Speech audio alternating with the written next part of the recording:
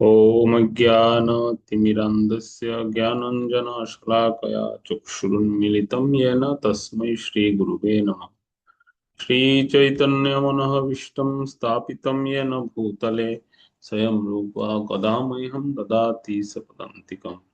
वन्देऽहं श्रीगुरो श्रीयुतपदकमलं श्रीगुरून् वैष्णवांश्च श्रीरूपं साग्रजातं सहगण रघुनाथान्वितं तं सजीवम् साद्वैतं सावधूतं परिजनसहितं कृष्ण चैतन्यदेवम् श्रीराधा कृष्ण पादान् सहगण ललिता श्रीविशाखान्वितांश्च नमो ओं विष्णुपदाय कृष्णप्रेष्ठाय भूतले श्रीमते भक्तिवेदांत स्वामिन् इति नामिने नमस्ते सारस्वती देवे गौरवाणी प्रचारिणे निर्विशेष शून्यवादी पाश्चात्य देश तारिणे वंचाकल्पतरुभ्यश्च कृपा सिन्धुभ्येव च पतितानं पावनेभ्यो वैष्णवेभ्यो नमो नमः।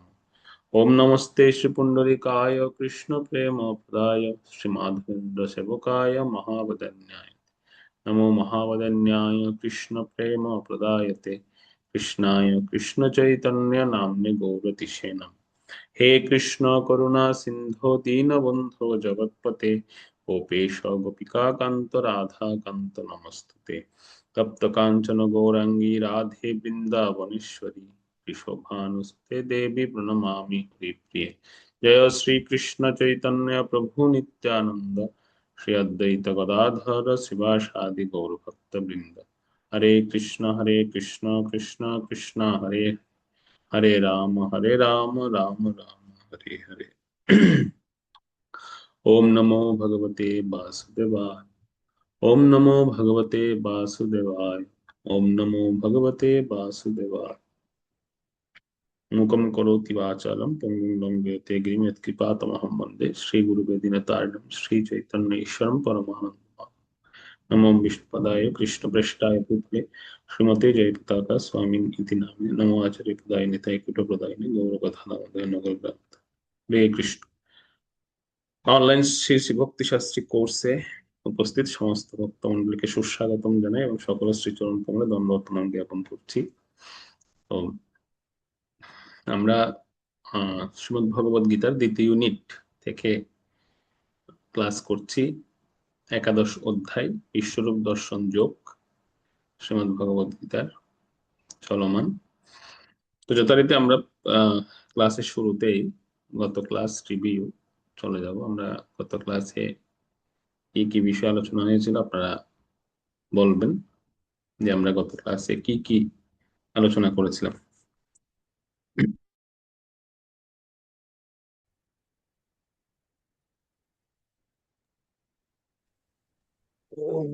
প্রভু হরে কৃষ্ণ। প্রভু গত ক্লাসে আমরা শ্রবণ করেছিলাম যে সবকিছু ভগবানের দ্বারাই হচ্ছে, আমরা নিমিত্ত মাত্র। ভগবান বলেছেন তুমি নিমিত্ত মাত্র হও। তিনি পরোক্ষভাবে যুদ্ধের রেজাল্টও বলে দিলেন, এরকম একটা ছিল। তারপরে হচ্ছে আমরা ক্রেডিট চাই কিন্তু ভগবান ক্রেডিট তার ভক্তকে দেন। যেমন রামায়ণের নায়ক হচ্ছে হনুমান, এবং তার ভগবান তার যশ ভক্তকে দান করেন। এবারে প্রভুপাদকে নিয়ে একটা কথা বলেছিলেন। আহ তারপর ধৃতরাষ্ট্র একটা পয়েন্টে জিজ্ঞাসা করছিলেন যে অর্জুন ভয় পেয়েছেন কিনা এ রূপ দেখে। এবার অর্জুন কাঁপছিলেন, তিনি গদগদ স্বরে কথা বলছিলেন। তারপরে সেই বিশ্বরূপে দেখছিলেন যে রাক্ষসরা ভীত হয়ে চারিদিকে পলায়ন করছে, এবং গুণাধীন গুণাতীত গুণাধীশ, এই তিনটা পয়েন্টের ব্যাখ্যা বলেছিলেন। তারপর এখানে হচ্ছে আমাদের তিনি বলছিলেন যে আমি তোমাকে সামনে পিছনে সব দিক থেকে প্রণাম করি। এরকম একটা ইয়ে ছিল। তারপর ভগবানের পার্ষদরা ভগবানকে ভালোবেসে ভক্তি। তারপর হচ্ছে অর্জুন ক্ষমা চেয়েছিলেন, যে বলেছিলেন যে আমি না জেনে অনেক অপরাধ করেছি, আমায় ক্ষমা করো। আহার বিহার সময় অনেক বন্ধুত্ব সুলভ অনেক কথা বলেছেন। এবং লাস্টে বলেছেন তোমার থেকে শ্রেষ্ঠ আর কেউ নেই, এবং ভগবানকে পিতা ডেকেছেন এবং তার কাছ থেকে কিভাবে ভিক্ষা চাইছেন। এবং হচ্ছে লাস্টে একটা পয়েন্ট বলেছিলেন যে একটা ক্রম দেখিয়েছিলেন, দ্বিভুজ চতুর্ভুজ বিশ্বরূপের ক্রম। প্রথমে হচ্ছে সবচেয়ে ইয়ে হচ্ছে দ্বিভুজ, তারপর চতুর্ভুজ, তারপরে হচ্ছে বিশ্বরূপ। তিনি বিশ্বরূপ ধারণ করেন এইভাবে এবং বিশ্বরূপ সংবরণ করেন এইভাবে। এরকম একটা পয়েন্ট ছিল লাস্টে। প্রভু হরে কৃষ্ণ। ওকে, ধন্যবাদ মনোজিৎ প্রভুকে। আর কেউ কিছু অ্যাড করবেন এর সাথে?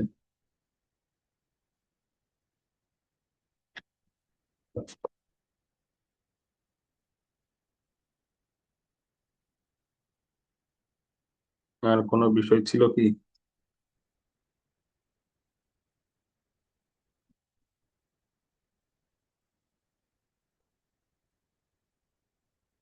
একটা হোমওয়ার্ক ছিল মনে হয় না? প্রভু হ্যাঁ, একটা হোমওয়ার্ক দিয়েছিলেন, যা ভগবানকে লাভ করার পূর্ব শর্ত কি, একটা হোমওয়ার্ক দিয়েছিলেন। হুম। তো অনেকে পাঠিয়েছেন, আবার অনেকে পাঠাননি। কিন্তু আমি বলছিলাম যে এটা সবাইকে পাঠাতে হবে, হোমওয়ার্ক। যারা যারা পাঠিয়েছেন খুব ভালো লিখেছেন আপনারা। আমি সবারটাই দেখেছি মোটামুটি। হরে কৃষ্ণ প্রভু। হ্যাঁ। প্রভু, আপনি যে হোমওয়ার্কটা দিচ্ছেন, আমি প্রভু প্রত্যেকটা শ্লোকে পড়ছি, কিন্তু আমি আসলে কিভাবে লিখবো সেটাই বুঝতেছিলাম না। মানে ভগবানকে লাভ করার পূর্ব শর্ত হচ্ছে যে 54 শ্লোকে পাইছি যে অনন্য ভক্তি, কিন্তু এটা যে কিভাবে বিস্তারিত লিখবো। মানে এক একটা লেকচার শুনলে মনে হয় যে না শ্রবণের মাধ্যমে, একটা লেকচার শুনলে মনে হয় যে না কীর্তনের মাধ্যমে। এখন প্রভু এটা কিভাবে যে লিখবো সেটা বুঝতেছিলাম না, কিন্তু আমি প্রভু প্রত্যেকটা শ্লোক পড়ছি কি, 54 শ্লোকে পাইছি যে হ্যাঁ, অনন্য ভক্তি, ওটা তো কিন্তু এটা যে কিভাবে পাঠাবো।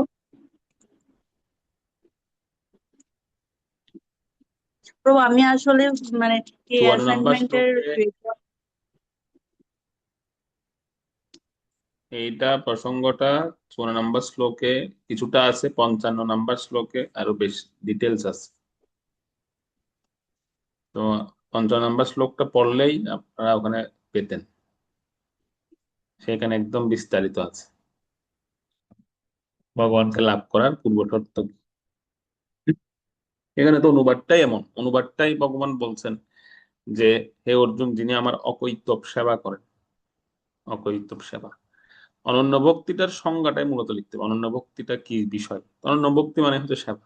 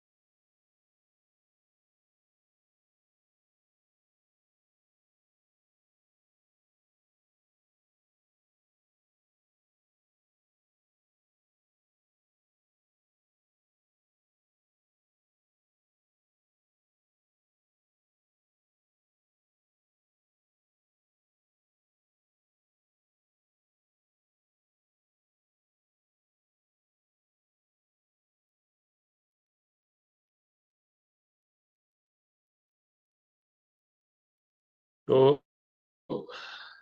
যারা যারা লিখছেন মোটামুটি, মানে মোটামুটি ভালোই লিখেছেন আপনারা, আমি দেখেছি। তো এটা একদম ইজি একটা বিষয়, এটা খুব সহজ বিষয়, সহজ একটা বিষয়। ভগবানকে লাভ করার পূর্ব শর্ত কি, এটা 55 নম্বর শ্লোকে ছিল।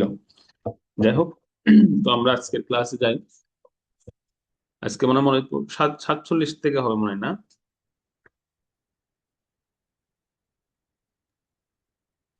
হ্যাঁ প্রভু, 47 থেকে 55। ওকে।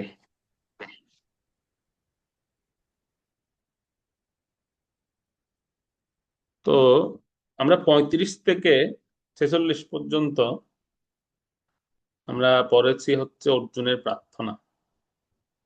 অর্জুন কি কি প্রার্থনা তিনি করেছিলেন সেটা আমরা দেখেছি। সেখানে অর্জুনের প্রার্থনা আমরা শ্রবণ করেছি 35 থেকে 46 পর্যন্ত। অর্থাৎ অর্জুন তিনি ভগবানের অমিত শক্তি, অমিত প্রভাব, ভগবানের বিশ্বমূর্তি, বিশ্বরূপের সেই স্বরূপ দর্শন করেছিলেন। করে তিনি প্রার্থনা নিবেদন করেছেন ভগবানের। অতিশয় ভক্তি, অতিশয় শ্রদ্ধা বা অতিশয় যে ভালোবাসা, সবকিছু মিলে অর্জুনের মধ্যে, বা অতিশয় ভয় থেকে অর্জুন তিনি কি করেছেন, পুনরায় পরবর্তী ভগবানের কৃপা ভিক্ষা চেয়েছেন এবং তিনি ভগবানের সম্যরূপ দর্শনের আকাঙ্ক্ষা তিনি করেছিলেন। তো এই 47 থেকে 55-তে আমাদের বিষয়বস্তু থাকবে কৃষ্ণের দ্বিভুজ রূপই হচ্ছে সর্বশ্রেষ্ঠ। এটি হচ্ছে আমাদের 47 থেকে 55 নম্বর শ্লোকের বিষয়বস্তু, যে কেবল ভগবানের অনন্য শুদ্ধ ভক্তগণ পুনরায় শ্রীকৃষ্ণের দ্বিভুজ রূপ দর্শন করেন। ভগবানের শুদ্ধ ভক্তরাই ভগবানের শ্রীকৃষ্ণের দ্বিভুজ রূপ দর্শন করেন। তো কৃষ্ণের দ্বিভুজ রূপই হচ্ছে সর্বশ্রেষ্ঠ রূপ। এটি প্রমাণ প্রতিপাদ্য বিষয় আজকের, এবং এটি প্রমাণ করা হবে। তো অর্জুন যখন ভগবানের কাছে প্রার্থনা করলেন, অর্জুনের প্রার্থনায় ভগবান সন্তুষ্ট হয়েছিলেন, এবং সন্তুষ্ট হয়ে অর্জুনের যে প্রার্থনা ছিল, প্রার্থনার কিছু বিষয়বস্তু ছিল, ভগবান কি দেখে সন্তুষ্ট হয়েছে। অর্জুনের প্রার্থনার প্রথম যে বিষয়বস্তু সেটা হচ্ছে কি, তিনি বিস্ময়ে আবির্ভূত হয়েছিলেন, অত্যন্ত শ্রদ্ধাযুক্ত হয়েছিলেন, ভক্তিযুক্ত ভয়। অর্জুনের ভক্তিটা ছিল ভয় থেকে, ভক্তিযুক্ত ভয়ে ভক্তরা প্রশংসা করছে, অর্জুন ভগবানকে বলছে। তো তিনি ভয় পেয়েছিলেন ভগবানের এরকম রূপ দর্শন করে, এবং তিনি ভগবানের প্রার্থনা করছিলেন এই জন্য। এবং সে প্রার্থনার মধ্যে তিনি বলছিলেন যে আমার অপরাধ তুমি ক্ষমা করো, আমি অপরাধ করেছি, বা আমার দ্বারা যে সমস্ত না জেনে যে সমস্ত অপরাধগুলো হয়েছিল পূর্বে, সে সমস্ত অপরাধগুলোর জন্য আমি ক্ষমা চাচ্ছি, ক্ষমা ভিক্ষা করছি। তোমাকে কাতরভাবে অসম্মান করেছি, কতভাবে অসম্মান করেছি। তো সেজন্য তিনি নিজেকে ধিক্কার দিয়েছিলেন, এবং পরবর্তীতে তিনি বলছিলেন যে আমি আনন্দিত হচ্ছে, এবং সেই সঙ্গে আমার মন ভয়ে ব্যথিত হচ্ছে, যে আমি কেবল শুধু আনন্দ পাচ্ছি না, একই সঙ্গে আমার মনটা ভয়ও পাচ্ছে। উভয়ই অর্জুনের হচ্ছিল। এই বিষয়গুলো অর্জুন ওনার প্রার্থনার মধ্যে নিবেদন করেছিলেন ভগবান, যে আমার একই সঙ্গে এই সমস্ত বিষয়গুলো হচ্ছে।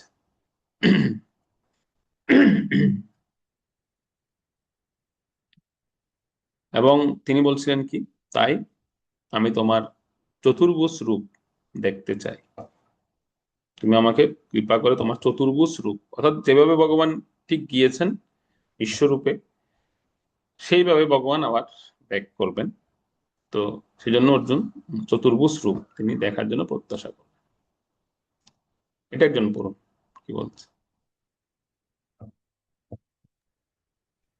হরে কৃষ্ণ। অর্জুনের প্রার্থনা।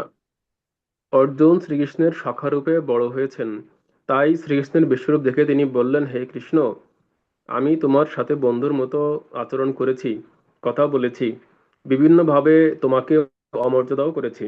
সাধারণত বন্ধুর মধ্যে অনেক সময় অসম্মানসূচক স্বরে কথা বলা হয়, যা বন্ধুর ক্ষেত্রে আদৌ অপমানজনক নয়, বরং আনন্দের। অর্জুনও শ্রীকৃষ্ণকে এমন অনেক কথা বলেছিলেন, কিন্তু যখন তিনি দেখলেন যে তিনি স্বয়ং পরমেশ্বর ভগবান, তখন তিনি ভয় পেয়ে গেলেন। ভগবদ গীতা ৭-১ শ্লোক, সান ফ্রান্সিসকো 1968। হরে কৃষ্ণ। প্রভুপাদ সেখানে খুব সুন্দরভাবে তিনি বর্ণনা করলেন যে প্রথম দিকে তো অর্জুন আহ আনন্দ পাচ্ছিলেন যে ভগবান ওনার বন্ধু, কিন্তু উনি এইটার সঙ্গে সঙ্গে ভয় পাচ্ছিলেন এটা ভেবে যে আমি কতভাবে ভগবানকে অমর্যাদা করেছি। বন্ধু ঠিক আছে, আমি বন্ধুর মতো আচরণ করেছি, কথা বলেছি, বিভিন্নভাবে অমর্যাদা করেছি, আহ এবং অসম্মান সূচক স্বর ব্যবহার করেছি। তো অর্জুন ও শ্রীকৃষ্ণকে সেজন্য অর্জুন তিনি ভগবান কিভাবে বলছিলেন। তো সেজন্য ভগবান যখন দেখলেন যে অর্জুন ভয় পেয়ে গেছেন, সেজন্য ভগবানও নিজের এই রূপ তিনি আহ সংবরণ করবেন, বা এই রূপ তিনি সংবরণ করে তিনি ওনার পূর্বের রূপে তিনি আসবেন। তো সেজন্য ভগবান দেখবেন, ভগবান এখানে একটা সুন্দর কথা বলবেন। 47 নাম্বার শ্লোক ভগবান কি বলছেন।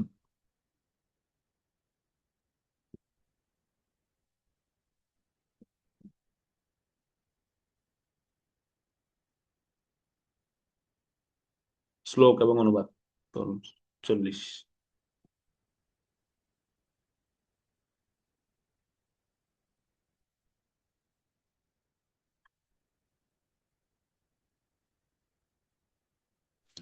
কার? হুম। ওম নমো ভগবতে বাসুদেবায়। শ্রীমদ্ ভগবদ্গীতা অত একাদশ অধ্যায়ে বিষ্ণু দর্শন যোগ 47 নম্বর শ্লোক। শ্রী ভগবান উবাচ ময়া প্রসন্নেন তবার্জুনেদং রূপং পরং দর্শিতমাত্মযোগাৎ তেজোময়ং বিশ্বম অনন্তমাধ্যম যস্মে তদন্যেন নদিষ্ট পূর্বম। অনুবাদ: ভগবান বললেন, হে অর্জুন, তোমার প্রতি প্রসন্ন হয়ে আমি তোমাকে জড়জগতের অন্তর্গত আত্মযোগ স্বরূপ শ্রেষ্ঠ রূপ দেখালাম। তুমি ছাড়া পূর্বে আর কেউই সে অনন্ত আদি তেজময় রূপ দেখেনি। হরে কৃষ্ণ।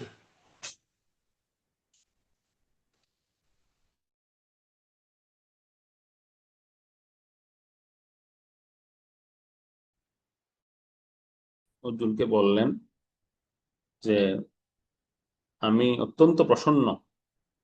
কেন?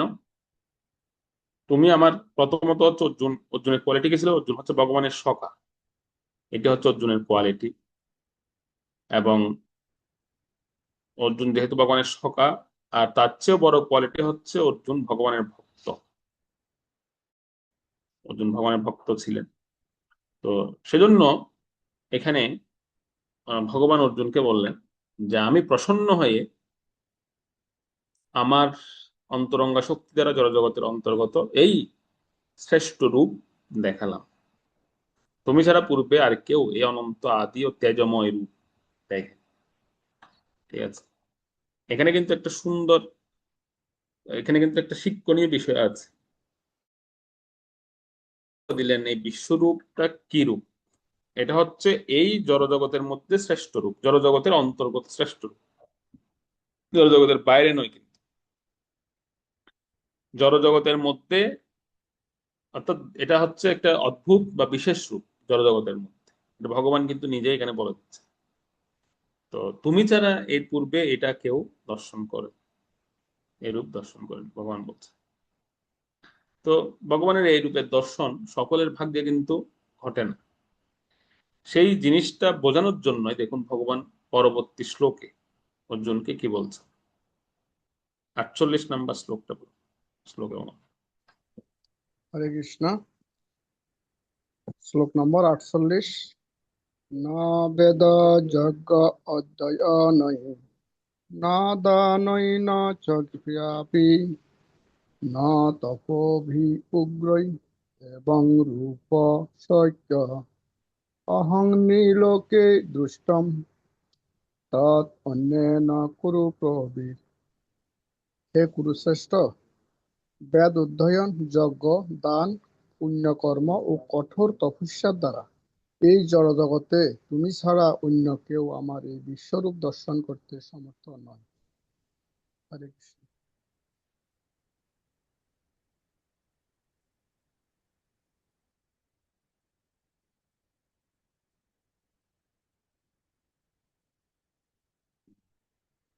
তো ভগবান অর্জুনকে বলে দিলেন যে বেদ অধ্যয়ন, যত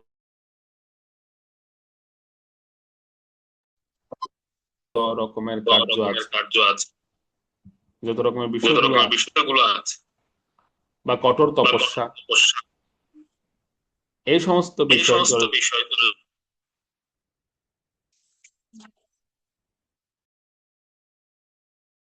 এই জড়জগত শব্দটা কিন্তু এখানে বলা হয়েছে। Okay?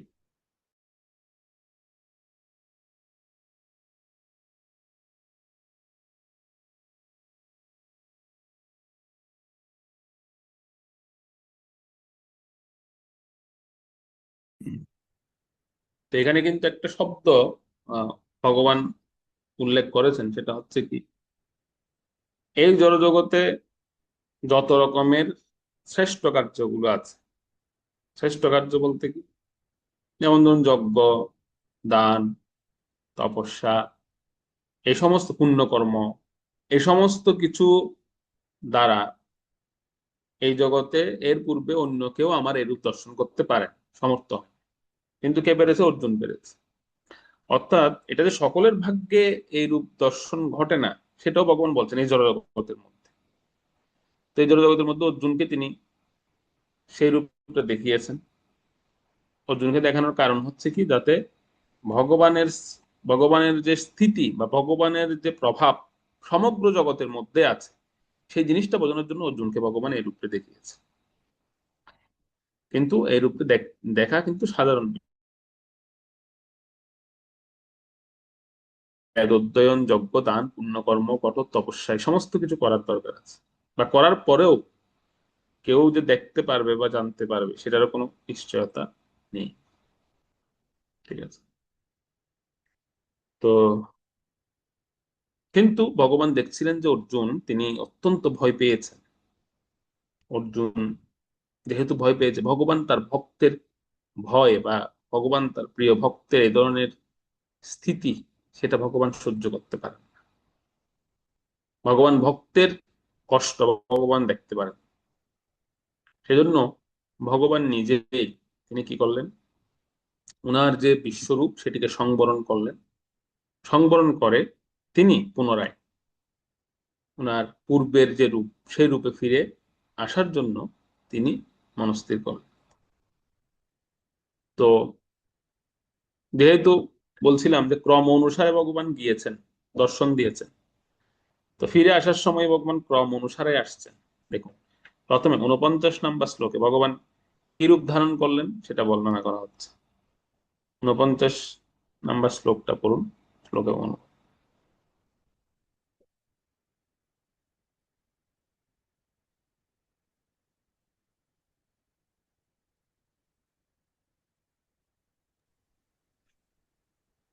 প্রভু, এটা দীপ্ত প্রভু আছেন। মাতে ব্যথা মা চ বিমূঢ়ভাব দৃष्ट्वा रूपं घोरम् ईदृग्ममेदम् व्यपेतभिप्रीतमनः पुनस्त्वं तदेव मे রূপমিদं প্রপশ্য। অনুবাদ: আমার এই প্রকার ভয়ঙ্কর বিশ্বরূপ দেখে তুমি ব্যথিত ও বিভ্রান্ত হয়েছ।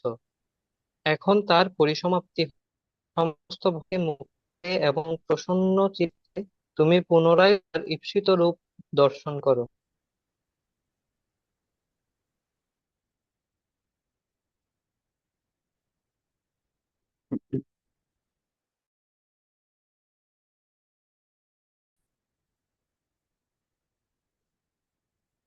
তো এখানেই আহ ভগবান বলে দিলেন যে আমার যে ভয়ঙ্কর রূপ, আমার এই প্রকার ভয়ঙ্কর বিশ্বরূপ দেখে তুমি ব্যতীত বা মহাচ্ছন্ন হয় না। ভগবানই বলে দিচ্ছেন এখানে, সমস্ত ভয় থেকে মুক্ত হয়ে এবং প্রসন্ন চিত্তে তুমি পুনরায় আমার এই চতুর্ভুজ রূপ, কোন রূপ? চতুর্ভুজ রূপ, অর্থাৎ বিশ্বরূপ থেকে চতুর্ভুজ, চতুর্ভুজ থেকে তারপরে আসবেন দ্বিভুজে। তো সমস্ত ভয় থেকে মুক্ত হয়ে এবং প্রসন্ন চিত্তে তুমি পুনরায় আমার এই চতুর্ভুজ রূপ দর্শন করো পুনরায়। তো এরপরে যে ঘটনা ঘটেছিল, সেখানে এই প্রসঙ্গটা বর্ণনা করবেন সঞ্জয়। এটার বর্ণনাকারী হচ্ছেন সঞ্জয়। তো আমরা দেখি সঞ্জয় কি বলছেন। পড়ুন 50 নম্বর শ্লোকে সঞ্জয় বর্ণনা, 50 নম্বর শ্লোক।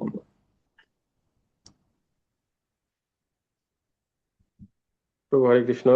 संजय उवाच इतार्जुन वासुदेवस्तथा साकं रूपं दर्शयामास भूयो आश्वासयामास च भीतमेनं ভূত্বা পুনঃ সম্যবপুমর্হত্যা। অনুবাদ: সঞ্জয় ধৃতরাষ্ট্রকে বললেন, পরমেশ্বর ভগবান বাসুদেব অর্জুনকে এভাবে বলে তারা চতুর্ভুজ রূপ দেখালেন এবং পুনরায় দ্বিভুজ সৌম্যমূর্তি ধারণ করে ভীত অর্জুনকে আশ্বস্ত করলেন। তো হরে কৃষ্ণ।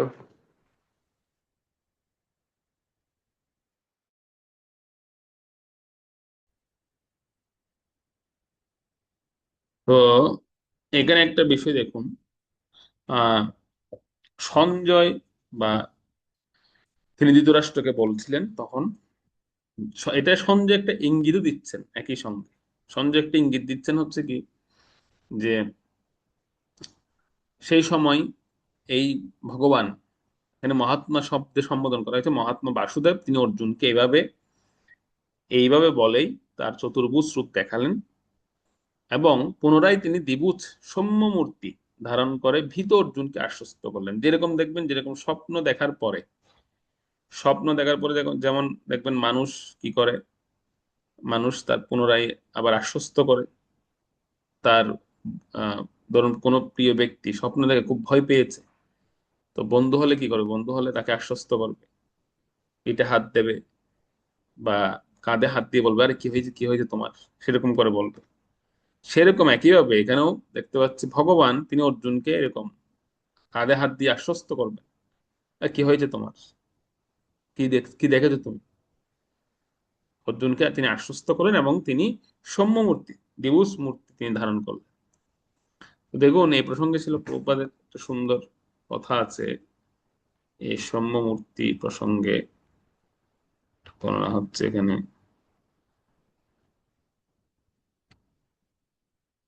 হম হ্যাঁ, এটা পড়ুন একজন,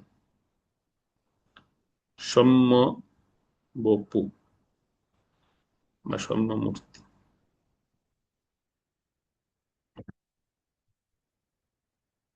প্রভু হরে কৃষ্ণ। সৌম্যবপু কথাটির অর্থ হচ্ছে অত্যন্ত সুন্দর রূপ। ভগবানের দ্বিভুজ শ্যাম সুন্দর রূপ হচ্ছে তার সবচেয়ে সুন্দর রূপ। ভগবান শ্রীকৃষ্ণ যখন এই জগতে প্রকট ছিলেন তখন সকলেই তার রূপে আকৃষ্ট হতেন। ভগবদ্গীতা 11:50। তো এই শ্লোকের সৌম্য বপু এই শব্দটি বা এই যে কথাটি অত্যন্ত গুরুত্বপূর্ণ এবং সুন্দর শব্দ, সুন্দর রূপ ভগবানের সৌম্য বপু। তো ভগবানের যে রূপটি ছিল এটি অত্যন্ত সুন্দর রূপ। যেমন কৃষ্ণ, কৃষ্ণ শব্দের অর্থ আমরা কি বলি, সর্ব আকর্ষক। কৃষ্ণ শব্দের অর্থ তিনি সর্ব আকর্ষণকারী। তো সৌম্য বপু শব্দটা কৃষ্ণের ক্ষেত্রে যায় কেবল, মানে যার বপু মানে হচ্ছে শরীর, যার শরীর অত্যন্ত সুন্দর, মোহনীয় বা মোহময়ী। তো সৌম্য মানে সুন্দর, বপু মানে শরীর। তো যার শরীর অত্যন্ত সুন্দর, ভগবানের এই রূপে সকলে আকৃষ্ট হতেন ভগবানের প্রতি। তো সেজন্য তিনি সেই সৌম্য বপু বা সৌম্য রূপ ধারণ করে তিনি অর্জুনকে আশ্বস্ত করছিলেন যে আহ তুমি যে রূপটা দেখেছো ওটা অস্থায়ী রূপ, আমার বিশ্বরূপ যে অস্থায়ী রূপ সেটাই কিন্তু বোঝানোর জন্য অর্জুনকে তিনি এখন আশ্বস্ত করছেন। তুমি যা দেখেছো এটা স্বপ্ন ছিল, স্বপ্ন। দেখবেন যারা স্বপ্ন দেখে ভয় পায় এদেরকে যখন আপনি বলবেন যে তুমি যা দেখছিলে এটা স্বপ্ন ছিল, এটা হাত দিয়ে যখন বলবেন এভাবে, তখন দেখবেন সে আশ্বস্ত হবে, তিনি আশ্বস্ত হবে। তিনি বললেন ও আচ্ছা আচ্ছা, আমি তাহলে স্বপ্ন দেখছিলাম না। তো ভগবানও অর্জুনকে এভাবে আশ্বস্ত করলেন যে তুমি আসলে যা দেখছিলে এটা স্বপ্নই, সুতরাং আমার বর্তমান যে রূপ তুমি দেখতে পাচ্ছ এটি হচ্ছে আমার আসল রূপ, এটি তুমি দর্শন করো, এটি তুমি দেখো। তো যখন ভগবান অর্জুনকে তিনি এইভাবে বললেন যে ওটা আমার অস্থায়ী রূপ ছিল, এখন যেটা দেখতে দেখতে পাচ্ছ সেটা হচ্ছে স্থায়ী রূপ। তো অর্জুন বলছিলেন তাহলে আমি এতক্ষণ ধরে কি আহ দেখছিলাম? ভগবান বললেন তুমি এতক্ষণ ধরে স্বপ্নই দেখছি, তুমি ওটাকে স্বপ্ন বলে মনে করো, যা দেখেছো সেটা। কারণ ভগবানের তো কাজ হয়ে গেছে, ভগবান বিশ্বরূপ দেখে দিয়েছেন, মানে জগতের শিক্ষার জন্য বা জগতের জন্য তিনি ওনার যা করণীয় সেটা তিনি করে দিয়েছেন বিশ্বরূপ দেখানোর মাধ্যমে। এখন হচ্ছে অর্জুনকে আশ্বস্ত করার সময়।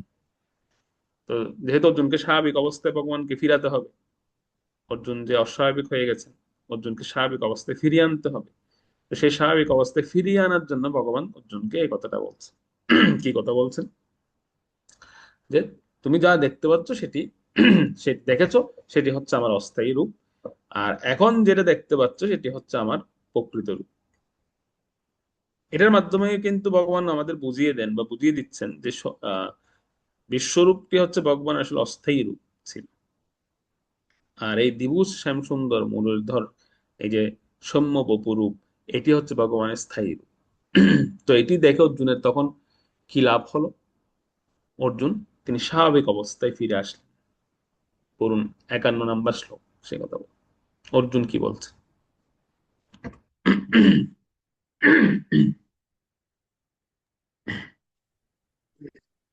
তো হরে কৃষ্ণ। অর্জুন উবাচ দৃষ্টেদং মনুষ্যং রূপং তব সৌম্য জনার্দন ইদানীমস্মি সংবৃত্ত সচেতা প্রকৃতিং গত। অনুবাদ: অর্জুন বললেন, হে জনার্দন, তোমার এই সৌম্য মনুষ্য মূর্তি দর্শন করে এখন আমার চিত্ত স্থির হলো এবং আমি প্রকৃতিস্থ হলাম। প্রভু হরে কৃষ্ণ। তো অর্জুন কিন্তু বলে দিয়েছেন, অর্জুন কি বললেন? যে আমি প্রকৃতিস্থ হলাম। অর্থাৎ তাহলে তার মানে এতক্ষণ তিনি অপ্রকৃতিস্থ ছিলেন, এতক্ষণ তিনি প্রকৃতিস্থ ছিলেন না অর্জুন। এটি হচ্ছে প্রমাণ। অর্জুন যে অস্বাভাবিক অবস্থায় ছিলেন বা অর্জুনের অবস্থাটা যে স্বাভাবিক ছিল না, সেটি এই শ্লোকের মাধ্যমে আমরা বুঝতে পারছি। অর্থাৎ এই বিশ্বরূপ দর্শন করে অর্জুন তিনি ভগবানকে বলছিলেন যে হে জনার্দন, আমি এই সৌম্য মানুষ মূর্তি আমি দর্শন করে আমার চিত্ত এতক্ষণে স্থির হলো। হ্যাঁ, আমি আসলে স্বপ্ন দেখছিলাম, আমি এখন প্রকৃতিস্থ হলাম, অর্জুন বলে। তো সেজন্য এখান থেকে ছিল প্রভুপাদ একটা কথা আমাদেরকে বোঝাচ্ছেন। ছিল প্রভুপাদের একটা উক্তি, এটা পড়ুন একজন, কি করা হচ্ছে।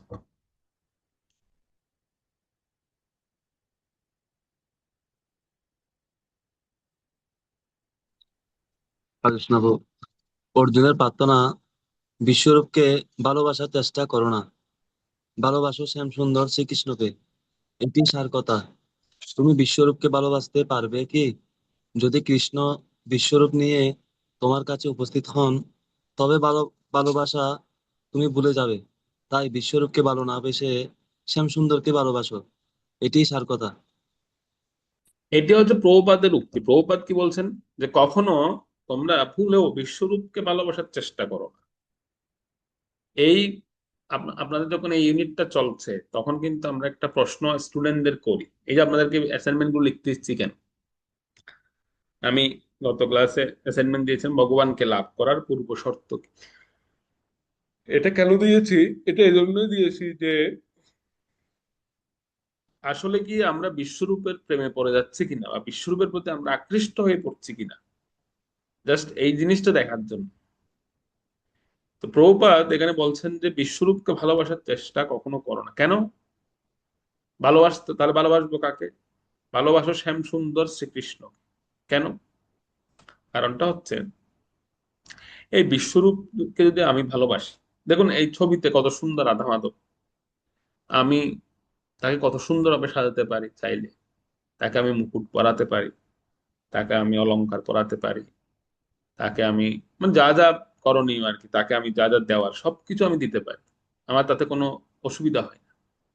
কিন্তু একবার ভাবুন, বিশ্বরূপ নিয়ে যদি ভগবান আমাদের সামনে প্রকাশিত হয়, যার আদি মধ্য অন্ত কোনো কিছুই ভালো মতো দেখা যাচ্ছে না, কোনো কিছুর কুল কিরানা আমরা খুঁজে পাচ্ছি না। যেমন ধরুন আপনাদেরকে যদি বলা হয় যে সমুদ্রকে শাড়ি পরান, আপনি পরাতে পারবেন? বা আমরা পরাতে পারবো? আমরা পারবো না।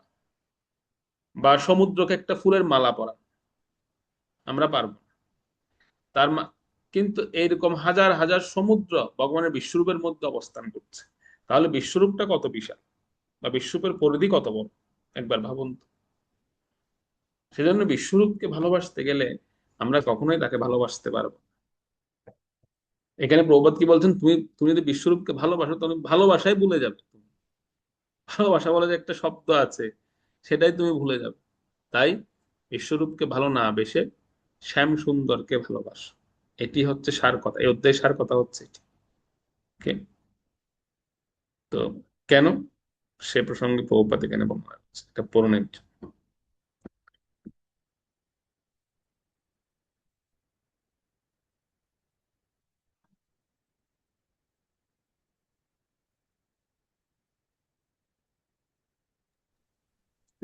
প্রভু হরে কৃষ্ণ। সৌম্য বপু দ্বিভুজ রূপ, তাই কৃষ্ণতত্ত্ব উপলব্ধি করা এমনকি দেবদেবীর পক্ষেও দুষ্কর, এবং উন্নত স্তরের দেবতারা শ্রীকৃষ্ণের দ্বিভুজ রূপ দর্শন করার জন্য সর্বদাই উৎসুক হয়ে থাকেন। এর সিদ্ধান্ত হচ্ছে যে শ্রীকৃষ্ণের বিশ্বরূপ দর্শন করা খুবই দুষ্কর এবং সাধারণ মানুষের পক্ষে অসম্ভব, কিন্তু তার শ্যামসুন্দর রূপ দর্শন করা তার থেকে অনেক বেশি দুষ্কর। ভগবদ গীতা 11 অধ্যায় 52 শ্লোক। প্রভু হরে কৃষ্ণ। এখানে কিন্তু আমরা একটা জিনিস একটু স্পষ্টত পাই, জিনিস একটা বিষয় আমরা স্পষ্টত পাচ্ছি, সেটা হচ্ছে কি, যে প্রভুপাদ এখানে বর্ণনা করছেন কৃষ্ণ তত্ত্ব উপলব্ধি করা এটা কিন্তু দেবদেবীর পক্ষেও দুষ্কর, দেবদেবীর পক্ষেও দুষ্কর এটা। আর উন্নত স্তরের যারা দেবগণ আছেন, দেবতারা আছেন, ওনারাও কিন্তু সর্বদাই উৎসুক হয়ে থাকেন ভগবানের এই রূপ দর্শন করার জন্য। যেমন দিবস রূপ, যখন ভগবান দিবস রূপে বৃন্দাবনে তিনি প্রকটিত হলেন, আমরা দেখতে পাই কত শত দেবতাগণ, কত কত দেবতারা ভগবানকে দর্শন করার জন্য এসেছিলেন। ইন্দ্র, চন্দ্র, বরুণ, এরপরে হচ্ছে আহ মহাদেব স্বয়ং তিনি চলে এসেছেন। তো এরকম অনেক, শনিদেব পর্যন্ত, বৃন্দাবনে শনিদেব পর্যন্ত ভগবানকে দর্শন করতে এসেছে। তো এই উন্নত স্তরের যারা দেবতারা আছেন, ওনারা পর্যন্ত শুধুমাত্র দ্বিভুজ রূপটা দেখার জন্য, মানে দেবতাদেরকে জিজ্ঞেস করা হচ্ছে যে আপনারা কোথায় যাচ্ছেন। দেবতারা বর্ণনা করছেন যে আরে স্বয়ং ভগবান তিনি প্রকটিত হয়েছেন বৃন্দাবনে, তো আমরা ওনাকে দর্শন করতে যাব না? আমরা ওনাকে ওনার রূপ দর্শন করতে যাচ্ছি। আমরা কত সুন্দর মোহময়ী রূপে তিনি আবির্ভূত হয়েছেন, আমরা ওনাকে দর্শনের জন্য যাচ্ছি। সবাই প্রত্যেকে দর্শনের জন্য চলে আসছিলেন সেই সময়। তো ওনারা সর্বদাই উৎসুক হয়ে থাকেন যে ভগবান কখন এই দ্বিভুজ রূপ ধারণ করে তিনি ওনার যে লীলা সেটি প্রকাশ করবেন। কেন? তাহলে ওনারা কি দ্বিভুজ রূপে দেখতে পান না? ওনারা দেখতে পান। ওনাদের যত ডিলিংস হয়, মানে দেবতাদের যত ডিলিংস হয়, এগুলো হচ্ছে চতুর্ভুজ রূপের সঙ্গে হয়, মানে নারায়ণ রূপের সঙ্গে হয়। কৃষ্ণ রূপের সঙ্গে কিন্তু দেবতাদের ডিলিংস খুব কম হয়। আপনারা মানে সিস্টেমটা ভগবান ওভাবে করে রেখেছেন। অর্থাৎ ওনারা বৈকুণ্ঠে ওনাদের যত ডিলিংস হয়, ভগবানের সঙ্গে যদি কোনো ডিলিংস হয়, বৈকুণ্ঠ পর্যন্ত, এর উপরে গোলক বৃন্দাবন ধামে সবার প্রবেশ অধিকার নাই। সেই জন্য ওনাদের যত রকমের আদান প্রদান, এটা হচ্ছে চতুর্ভুজ রূপের সঙ্গে হয়। দ্বিভুজ রূপটা ওনারা সচরাচর দেখতে পান না। সেজন্য যখনই ওনারা সব শুনেন যে ভগবান দ্বিভুজ রূপে তিনি এই ভৌম বৃন্দাবনে তিনি প্রকটিত হয়ে তিনি লীলা করছেন, তখন তারা এই ভগবানের এই রূপ দেখার জন্য ওনারা উৎসুক হয়ে থাকেন বা দর্শন করার জন্য ওনারা চলে আসে। তো সেজন্য দেবতারা এই দ্বিভুজ রূপটা আকাঙ্ক্ষা করেন দর্শন করার জন্য। এবং এখানে আরো একটা বিষয়, যেটা হচ্ছে বিশ্বরূপও কিন্তু দর্শন করা খুবই দুষ্কর, যেহেতু ভগবান এই রূপটা সবসময় ধারণ করেন না। বিশ্বরূপও সাধারণ মানুষের পক্ষে দর্শন করা দুষ্কর, অসম্ভব প্রায়। আবার কিন্তু তার চেয়েও, এখানে প্রভুপাদ বলছেন, তার চেয়েও শ্যাম সুন্দর রূপ দর্শন করা তার থেকেও আরো অনেক বেশি দুষ্কর, তার চেয়েও বেশি দুষ্কর। কারণ ভগবান তিনি এই রূপও সবসময় ধারণ করেন, বা এই রূপে আদান প্রদান তিনি সবসময় করেন। এই অর্থাৎ সেজন্য এই যে প্রদর্শিত ভগবানের যে স্বরূপ, এই স্বরূপের মহিমা, এবং উনি যে এত কৃপা করে তিনি এই রূপটি প্রদর্শন করছিলেন, সেই প্রসঙ্গে ভগবান বলবেন পরবর্তী তিনটি শ্লোকে কিন্তু ভগবান এই কথাটা বলবেন যে এই রূপ, এই রূপ স্বরূপের মহিমা, এই দ্বিভুজ স্বরূপের মহিমা কি? ঠিক আছে, 52 নম্বর শ্লোকটা পড়ুন।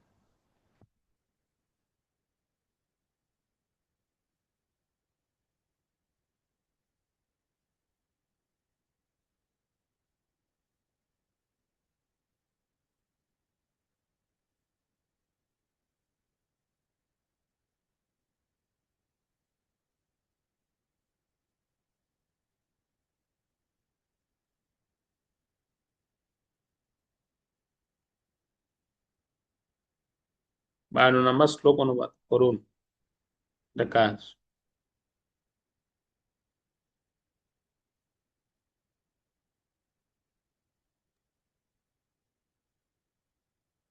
হরে কৃষ্ণ প্রভু, আমি পড়বো। হুম। দুদর্শমিদং রূপণং দৃষ্টবানিশজামনং দেবা অপ্সরূপস্যং নিত্য দর্শনাকিনং। অনুবাদ: পরমেশ্বর ভগবান বলেন, তুমি আমার যে রূপ এখন দেখছো তা অত্যন্ত দুর্লভ দর্শন। দেবতারাও সর্বদা এই রূপের দর্শনাকাঙ্ক্ষী। হরে কৃষ্ণ। তো এখানেই ভগবান বলে দিলেন যে তুমি আমার এখন যে রূপটি দর্শন করছো এটি অত্যন্ত দুর্লভ দর্শন। দেবতারা পর্যন্ত এই রূপ দেখার জন্য সবসময় আকাঙ্ক্ষা করে থাকে। আমরা বৃন্দাবন লীলাতে দেখতে পাই, বৃন্দাবন লীলাতে অনেক অনেক দেবতারা এসেছিলেন, মা যশোদা সবাইকে প্রবেশ করে। বিশেষ করে পুতনা পুতনা আসার পর থেকে মা যশোদার মনে একটা সন্দেহ প্রবেশ করেছিল। মানে মা যশোদা ভাবছিলেন যে এরকম দেবতাদের রূপ ধারণ করে এসে অসুর বা রাক্ষসেরা যদি আমার সন্তানের কোনো ক্ষতি করে, সেজন্য মা যশোদা এরপর একটু রেস্ট্রিকশন করে দিয়েছিলেন। প্রথমে তো একদম সবার জন্য ওপেন ছিল ভগবানের দর্শন, কিন্তু যেই পুতনা আসলো 4 দিনের দিন, তো পুতনা রাক্ষসী আসার পর থেকেই মা যশোদা কঠোর হয়ে গেলেন। কারণ পুতনাকে মনে করেছিল লক্ষ্মী দেবীর মতো মনে হয়েছে, হয়তো সেই ইন্দ্রের পত্নী সতী দেবী হবে, নয়তো লক্ষ্মী দেবী, এরকম মনে হচ্ছিল। এত সুন্দর রূপ ধারণ করে পুতনা এসেছিল, সবাই ব্রজবাসীরা সবাই মনে করছিল কোন দেবী, কিন্তু পরবর্তী দেখা গেল সে একটা রাক্ষসী। সেজন্য এরপর থেকেই মা যশোদা খুব রেস্ট্রিকশন ছিল ভগবানকে দর্শন দেওয়া। দিনের দিনে মাত্র একবার তিনি বাইরে আনতেন। ও পাবলিক দর্শন মানে এটা, বাইরে এনে সবাইকে দেখিয়ে আবার ঘরে ঢুকিয়ে ফেলতেন। তো দেবতারা বলতে গেলে প্রায় মানে দর্শন পেতেন না ভগবান, বলতে গেলে দেবতাদের পক্ষে অত্যন্ত দুর্লভ হয়ে গিয়েছে। সেই জন্য ভগবান এখানে বলছিলেন যে তুমি এখন বর্তমানে আমার যে রূপ তুমি দর্শন করছো, এই রূপের জন্য দেবতারা আকাঙ্ক্ষা করতেন দেখার জন্য। শনিদেব তো এখনো পর্যন্ত বৃন্দাবনে বসে আছেন, সেই কোকিল বনে ভগবানের রূপ দর্শন করার জন্য, এরকম বলা হয়। আপনারা বৃন্দাবন গেলে দেখবেন সেখানে কোকিল বন নামে একটি বন আছে, সেই বনে শনিদেব সাধনা করছেন। এরপর হচ্ছে বেল বনে লক্ষ্মী দেবী সাধনা করছেন ভগবানকে দর্শন করার জন্য, ভগবানের কি প্রভাব। তো সেজন্য ভগবান এখানে একই কথা ভগবান এখানে বলছেন যে আমার এই যে রূপ, এই রূপটি দেখার জন্য দেবতারা আকাঙ্ক্ষা করে থাকে। তো এখানে একটা আহ এখানে একটা বিষয় আসে যে অর্জুনের বিশেষত্ব কি? অর্জুন আহ অর্জুন কোন বিশেষ কারণে বিশেষভাবে অর্জুন এই ভগবানের এই রূপটা তিনি দর্শন করেছেন বা করছেন, সে কথাটা 53 নম্বর শ্লোকে বলা হচ্ছে। 53 নম্বর শ্লোকটা পড়ুন, শ্লোক এবং অনুবাদ। সেখানে অর্জুনের বিশেষত্ব কি সে প্রসঙ্গে সেখানে বলা হচ্ছে। হরে কৃষ্ণ প্রভু। ন অহং বেদেন নন্দানেন পড়ুন। শাক্য এবং বিদো দিষ্টু বিনাশী মাং ইয়থা। অনুবাদ: তুমি আমার দিব্যচক্ষু দ্বারা আমার যে রূপ দর্শন করেছ, এই বেদ অধ্যয়ন, তপস্যা, দান ও পূজা দ্বারা আমাকে এভাবে দর্শন করতে সমর্থ হন।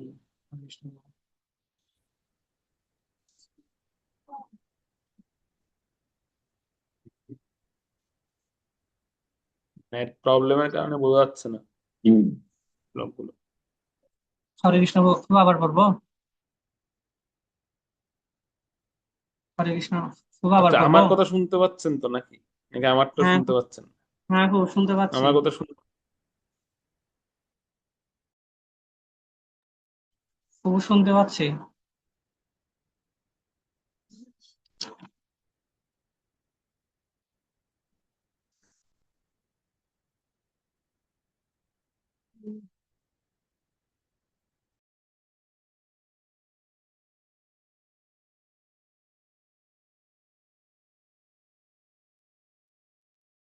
আমার কথা শুনতে পাচ্ছেন না আপনারা? শুনতে পেলে বলবেন। শুনতে পাচ্ছি প্রভু। হ্যাঁ প্রভু, শুনতে পাচ্ছি। শোনা যাচ্ছে প্রভু। ঠিক আছে, নেটে তো প্রবলেম করছে, এমন একটা জায়গায় মানে আছি, নেটের প্রবলেমের কারণে কিছুই করা যাচ্ছে না।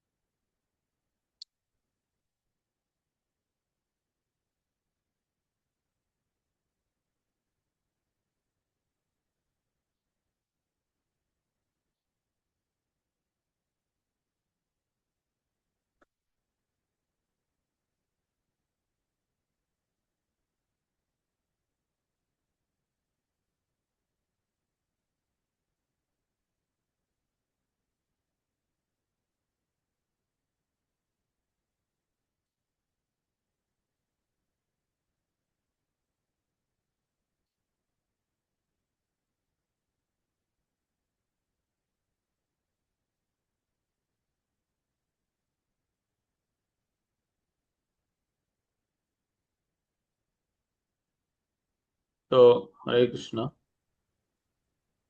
তো অর্জুনের যে বিশেষত্ব বলছিলাম, অর্জুনের বিশেষত্বটা হচ্ছে কি দেখবেন। অর্জুনের বিশেষত্ব হচ্ছে, অর্জুনকে ভগবান বললেন যে তুমি আমাকে যে রূপে দর্শন করলে, বা যে রূপে তুমি আমাকে দর্শন করলে, সেই রূপে দর্শন করা এটা সহজ বিষয় নয়।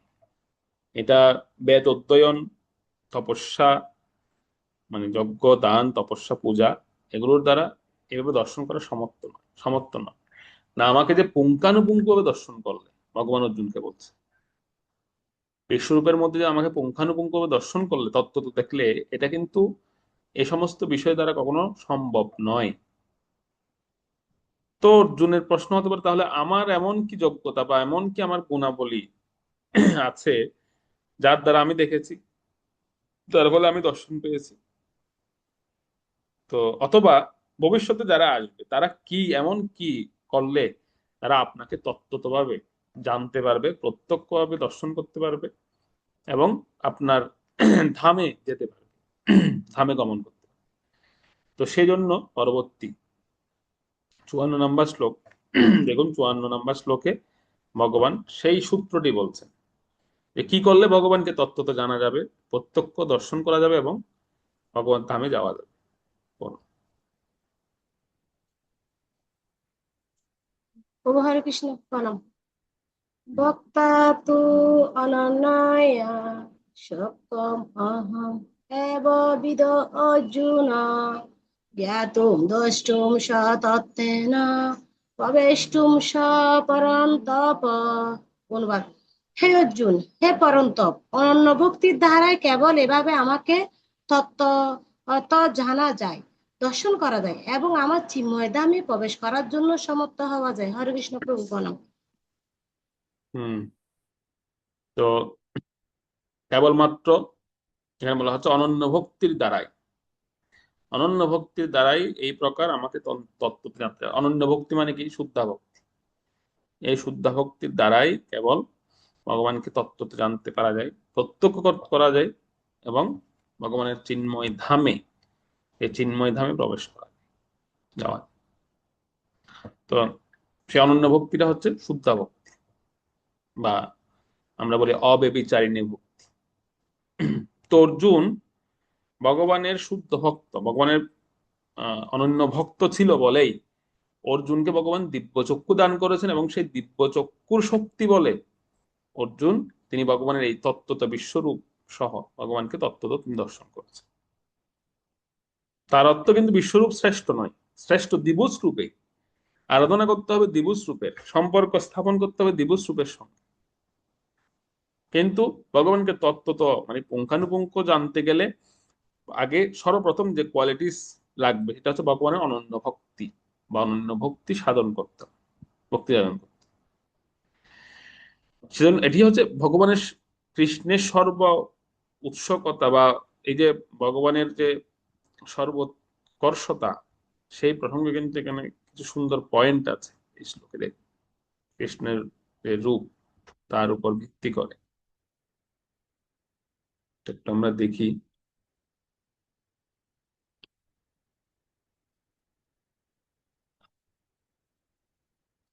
কৃষ্ণের সর্বোৎকর্ষতা, কৃষ্ণ থেকে কিন্তু বিশ্বরূপ ও চতুর্ভুজ রূপ প্রকাশিত হয়। সেজন্য কৃষ্ণ হচ্ছেন সমস্ত কিছুর উৎস এবং কৃষ্ণ রূপই হচ্ছে তার প্রকৃত স্বরূপ। যেটা বলছিলাম যে কৃষ্ণ থেকেই সমস্ত রূপ বা সমস্ত এই যে চতুর্ভুজ বলি বা বিশ্বরূপ বলি সবকিছু কিন্তু কৃষ্ণ থেকেই নির্গত হচ্ছে, ভগবান থেকে প্রকাশিত হচ্ছে। সেজন্য কৃষ্ণ রূপটা হচ্ছে সুপ্রিম বা কৃষ্ণ রূপটা হচ্ছে আদি স্বরূপ ভগবানের। ঈশ্বর পরম কৃষ্ণ সচ্চিদানন্দ বিগ্রহ অনাদির আদি গোবিন্দ সর্বকারণ কারণ। তো কৃষ্ণ রূপটা হচ্ছে আদি কারণ ভগবান বা আদি রূপ। সেখান থেকে বিশ্বরূপ বলি চতুর্ভুজ রূপ বলি সব প্রকাশিত হচ্ছে কিন্তু সেখান থেকে, সমস্ত রূপই সেখান থেকে প্রকাশিত হচ্ছে, সমস্ত কিছুর উৎস। এবং এই কৃষ্ণ রূপে হচ্ছে প্রকৃত স্বরূপ ভগবানের। রূপ কিন্তু অনেক রকম হয়, স্বরূপ স্বরূপ হয় 3 রকম। রূপ বহুরূপ, বহুরূপে আমরা বলি বহুরূপী, ঠিক আছে। ভগবান কখনো নৃসিংহ, কখনো বামন, কখনো বরাহ, কখনো বিভিন্ন রূপে ভগবান মৎস্য কুর্ম আদি বিভিন্ন রূপে ভগবান, এগুলো হচ্ছে রূপ ভগবানের। তিনি এক এক সময় এক রূপ ধারণ করেছেন। কিন্তু যদি বলেন যে স্বরূপ, প্রকৃত স্বরূপ ভগবানের কি, তার মধ্যে 3টা কোয়ালিটিস। সে 3টা কোয়ালিটি কি স্বরূপের মধ্যে? সৎ, চিত, আনন্দ। ভগবানের স্বরূপ হচ্ছে 3টা কোয়ালিটি সম্পন্ন: সৎ, চিত, আনন্দ। সত্য বস্তু, সৎ সত্য, চিত চেতন এবং আনন্দ। তো এই সচ্চিত আনন্দ ঘন বিগ্রহ হচ্ছে পরমেশ্বর ভগবান শ্রীকৃষ্ণের মধ্যেই পূর্ণাঙ্গ রূপে একদম পূর্ণাঙ্গ রূপে বিরাজমান, এই সচ্চিদানন্দ। সেজন্য কৃষ্ণ রূপে হচ্ছে তার প্রকৃত স্বরূপ বলা হয়। অর্থাৎ ভগবান এই যে সচ্চিদানন্দ ঘন বিগ্রহ, এটি হচ্ছে কৃষ্ণ রূপ। কৃষ্ণ রূপটাই হচ্ছে সচ্চিদানন্দ ঘন বিগ্রহ। তো এটি হচ্ছে কৃষ্ণের সর্বোৎ মানে সর্বোৎকর্ষতা। তো যদিও ভগবান এখানে আবার এখানে এখানে বলা হচ্ছে যে এই এই রূপটি অত্যন্ত, এই এই দর্শনটা অত্যন্ত দুর্লভ দর্শন, এটা বলা হয়ে থাকে। ব্রহ্মা ও শিবাদি দেবতারাও এই রূপের দর্শনাকাঙ্ক্ষী আমরা দেখতে পেয়েছি। ওনারাও কিন্তু দর্শনের জন্য, দর্শনের নিমিত্তে অনেক কিছু করেছেন কেবল ভগবানের এই রূপে দর্শন পাওয়ার জন্য। তো দর্শন করা যাবে কিভাবে? কেবল অনন্য ভক্তির মাধ্যমে তাকে দর্শন করা যায়, এছাড়া অন্য কোনো মাধ্যম নেই। বেদ অধ্যয়ন, তপস্যা, দান ও পূজার দ্বারা দর্শন করতে পারে না।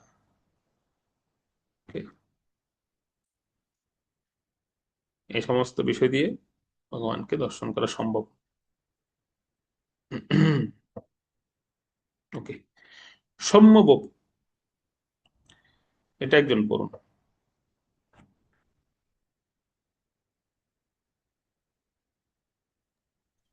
প্রভু হরে কৃষ্ণ। সৌম্য বপু দ্বিভুজ অর্জুন, যিনি হচ্ছেন ভগবানের নিত্য সহচর, অবশ্যই দিব্য দৃষ্টি সম্পন্ন ছিলেন। তিনি কোনো সাধারণ মানুষ ছিলেন না, তাই তিনি বিশ্বরূপের দ্বারা আকৃষ্ট হননি।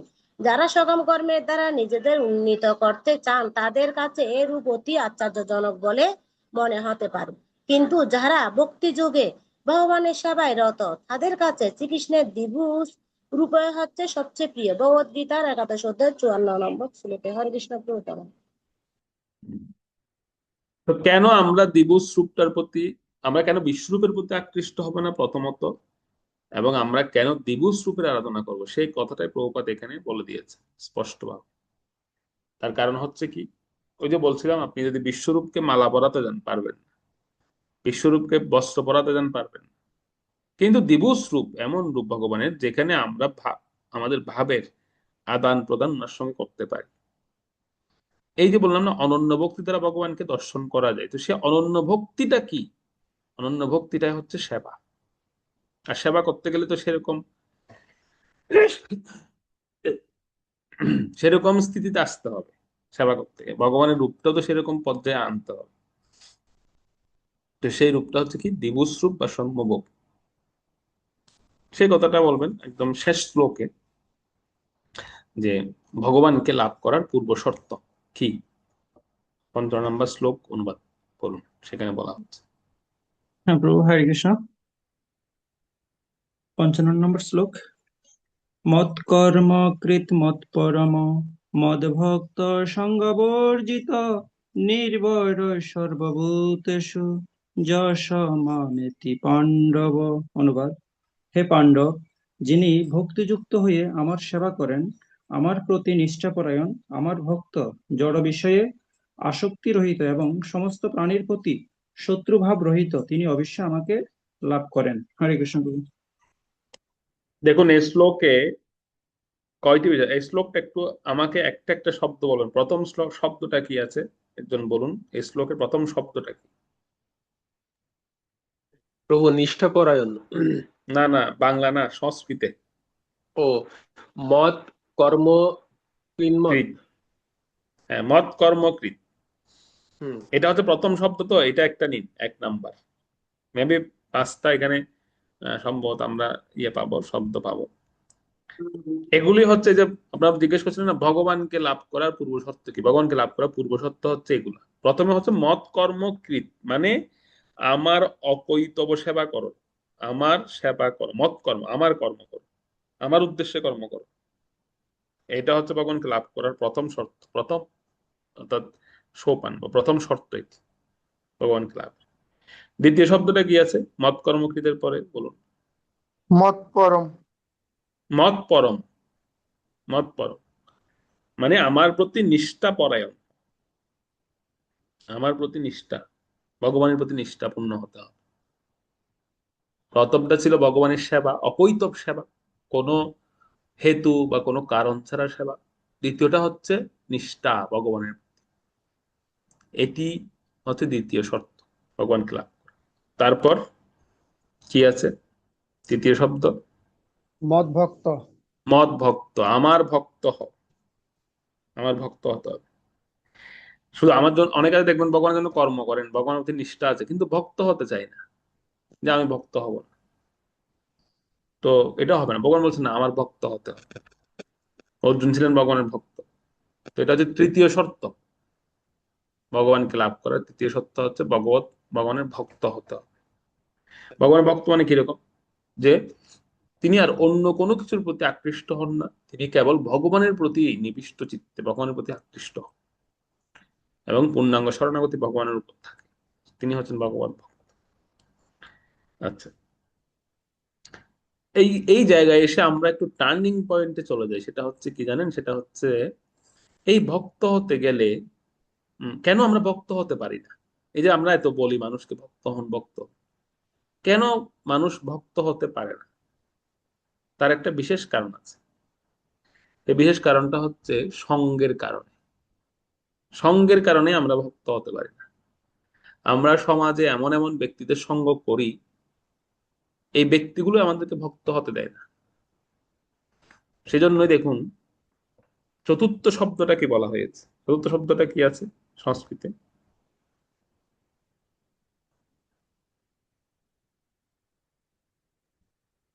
প্রভু কি আছে? সঙ্গবর্জিত। সঙ্গবর্জিত।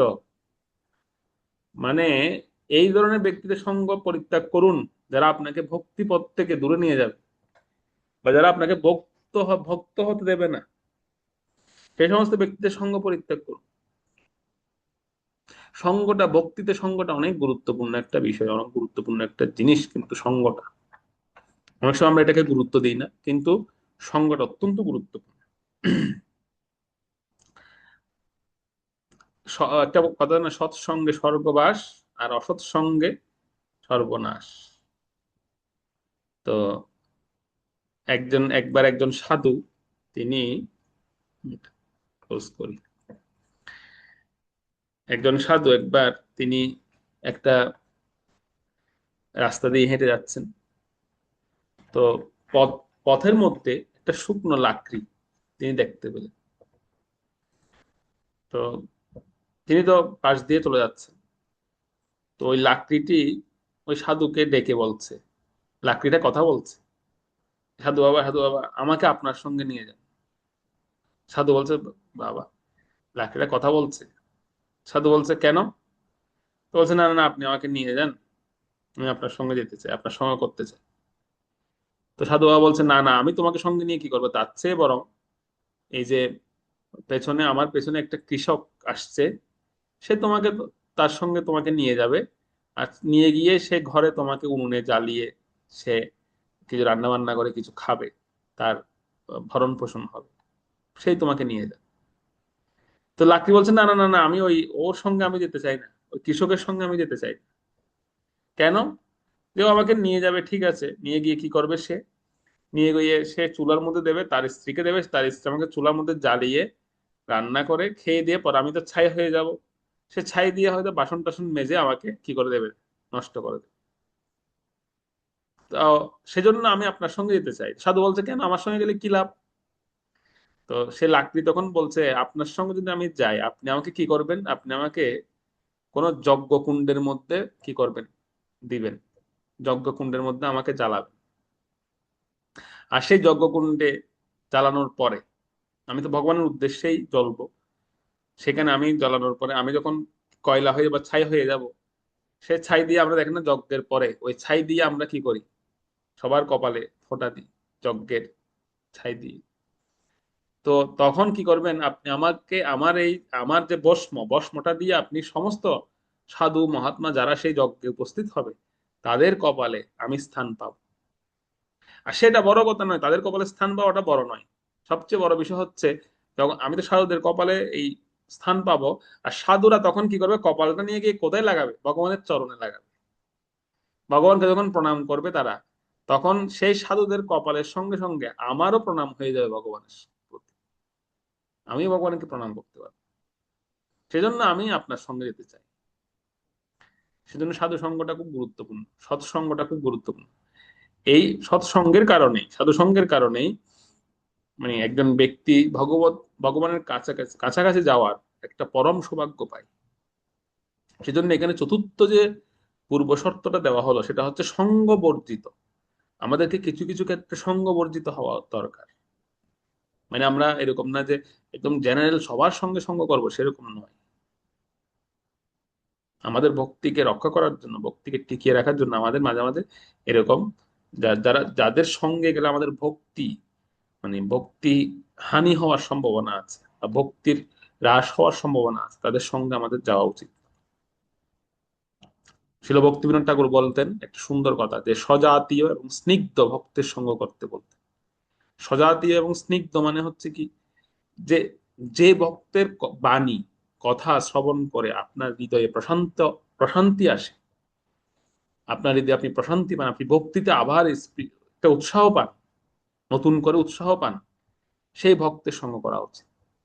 মনে করবেন সেই ভক্তকে ভগবান আপনার জন্য সিলেক্ট করেছেন, নির্ণয় করেছেন। যে ভক্তের বাণী আর যে ভক্তের কথা আপনার ভক্তিতে আপনাকে উৎসাহ প্রদান করে, পুনরায় আপনি শক্তি পান ভক্তিতে, মনে করবেন সেই ভক্তকে ভগবান আপনার জন্য সিলেক্ট করেছেন। তার আশ্রয়ে যাওয়া উচিত, তার আশ্রয়ে থাকা উচিত। এটা হচ্ছে সজাতীয় ভক্ত, স্নিগ্ধ ভক্ত। তো সেজন্য এখানে নির্ভৈর মানে সঙ্গবর্জিত, মানে সঙ্গবর্জিত মানে এই শব্দটা ব্যবহার করা হচ্ছে তাদের উদ্দেশ্যে, এই যে যারা সচরাচর সব জায়গায় সঙ্গ করেন বা এরকম করেন ভক্তি, আর তাদের ভক্তি কি হয়ে যায়, ভক্তির হানি ঘটে, তাদের জন্য এই প্রসঙ্গগুলো। ভগবানকে লাভ করতে গেলে আমাদেরকে মাঝে মাঝে এরকম এই সঙ্গগুলো বর্জন করা উচিত, সঙ্গ বর্জন। তো এরপরে 5 নাম্বার যে শব্দটি, সেটি কি আছে দেখুন, সেটি বললেন কি? 5 নাম্বার শব্দটি কি?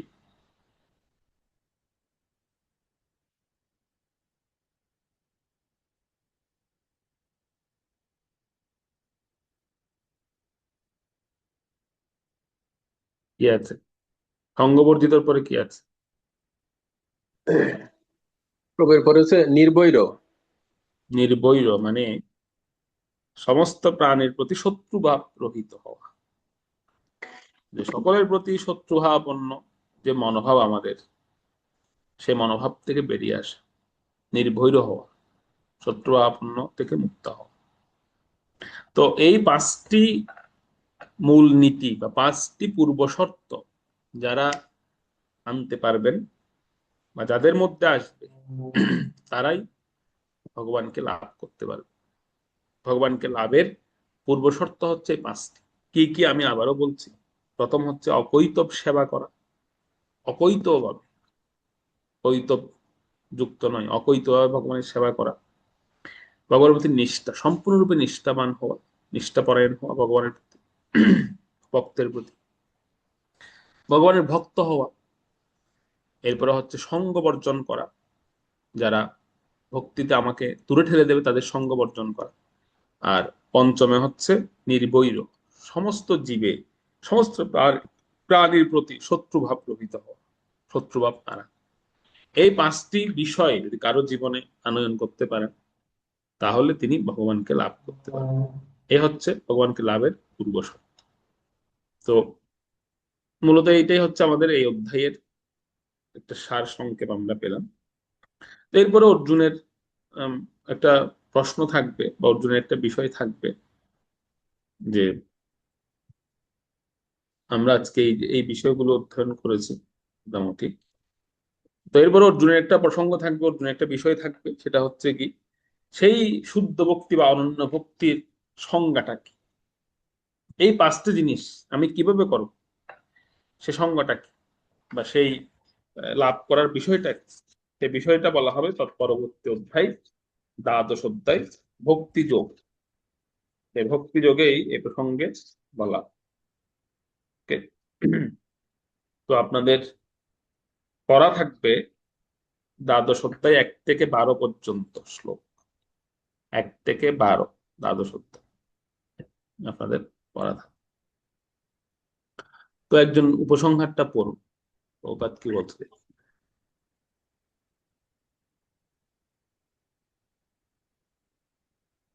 প্রভু হরে কৃষ্ণ। উপসংহার। এই অধ্যায়ের সংক্ষিপ্ত সার হচ্ছে যে শ্রীকৃষ্ণের বিশ্বরূপ তা হচ্ছে একটি অস্থায়ী প্রকাশ এবং কালরূপে যা সবকিছু গ্রাস করে, এবং চতুর্ভুজ বিষ্ণুরূপ সবই শ্রীকৃষ্ণ কর্তৃক প্রদর্শিত হয়েছে। এর থেকে আমরা বুঝতে পারি যে এই সমস্ত প্রকাশের আদি উৎস হচ্ছেন শ্রীকৃষ্ণ। ভগবদ গীতা 11 অধ্যায়ের 55 শ্লোক। প্রভু হরে কৃষ্ণ। এটি হচ্ছে আমাদের এই অধ্যায়ের সার সংক্ষেপ, যে ভগবানই হচ্ছে সমস্ত রূপের উৎস, সমস্ত প্রকাশের উৎস, আদি উৎস হচ্ছেন ভগবান, এবং উনার থেকে সমস্ত রূপ প্রকাশিত হয়েছে। এটি হচ্ছে মূল বিষয়। সেজন্য ওনার প্রতি আমাদের অনন্য ভক্তি এটি যাজন করা উচিত ভগবানের। শিল প্রভুপাদ কি জয়। ঠিক আছে, তো আজকের আমাদের যে পাঠক্রম, সেই পাঠক্রমের বিষয়বস্তু ছিল বিশ্বরূপ দর্শন যোগের উপরে ভগবানের এই যে রূপ, সেই রূপ